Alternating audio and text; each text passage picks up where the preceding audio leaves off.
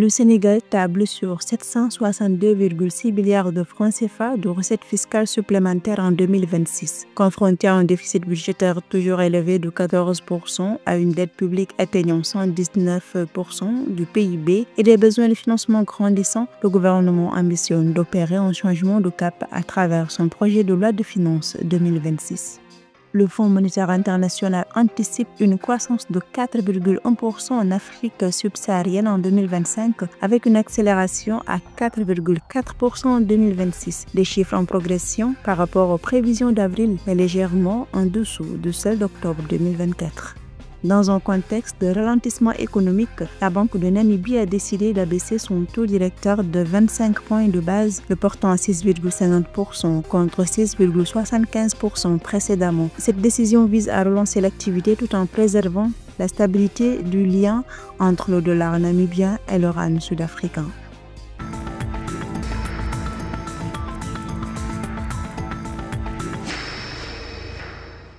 « 762,6 milliards de francs CFA, c'est le montant que le Sénégal espère engranger en recettes fiscales additionnelles en 2026. Face à un déficit budgétaire encore élevé de 14%, un encours de dette publique représentant 119% du PIB et des besoins croissants en financement, le gouvernement entend changer le cap avec son projet de loi de finances 2026. Le document récemment rendu public présente de nouvelles dispositions fiscales innovantes et ambitieuses. Il vise notamment des secteurs à fort rendement tels que les jeux de hasard avec une contribution estimée à 300 milliards de francs CFA et le mobile money à hauteur de 76,5 milliards. Les chiffres peuvent être alléchants, mais il faut toujours voir ce qu'il y a derrière. En ce qui concerne le jeu des hasards, ça peut se comprendre, peut-être. Mais en ce qui concerne le mobile banking, il faut faire très attention. Il y a deux types de catégories dans le mobile banking. Il y a ceux qui disposent d'un compte bancaire et qui, pour eux, payer une taxe supplémentaire sera $1 parce que les sommes qu'ils traitent sont très importantes. Mais pour des personnes à revenus faibles, il faut faire attention. Et donc, il ne faut pas déjà plus fragiliser des populations qui le sont déjà.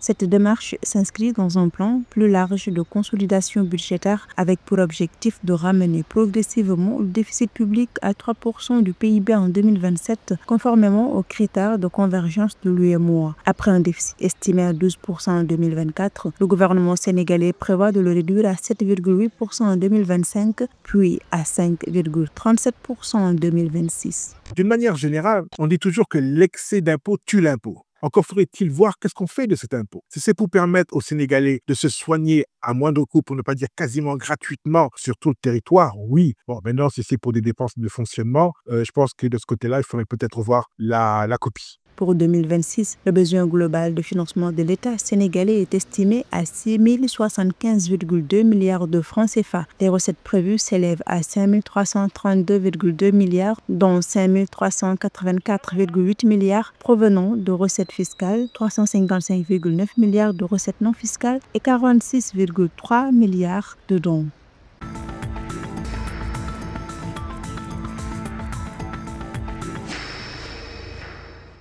L'Afrique subsaharienne devrait enregistrer une croissance de 4,1% en 2025, portée à 4,4% en 2026 selon le Fonds monétaire international. Ces prévisions marquent une révision à la hausse de 0,5% par rapport à avril, bien qu'elles restent légèrement en deçà des estimations d'octobre 2025. Sur le plan national, le Sénégal devrait enregistrer une forte croissance de 8,4%, portée par son secteur énergétique, tandis que la Guinée devrait atteindre 7,1% grâce à ses activités minières et aux investissements dans les infrastructures.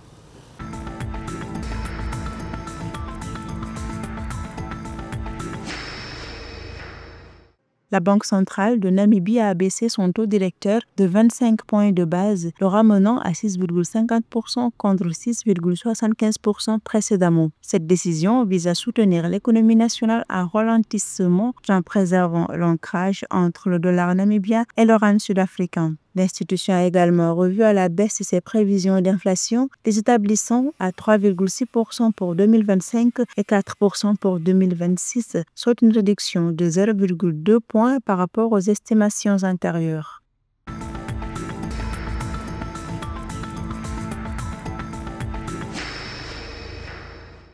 33 milliards de francs CFA, c'est le montant que le Sénégal a levé le vendredi 17 octobre 2025 à travers une adjudication simultanée de bons assimilables du Trésor et d'obligations assimilables du Trésor sur le marché financier de l'Union monétaire ouest-africaine UMOA. Cette opération, destinée à financer les besoins budgétaires de l'État, a suscité des offres cumulées de 41,198 milliards de francs CFA, soit un taux de couverture de 137,33%.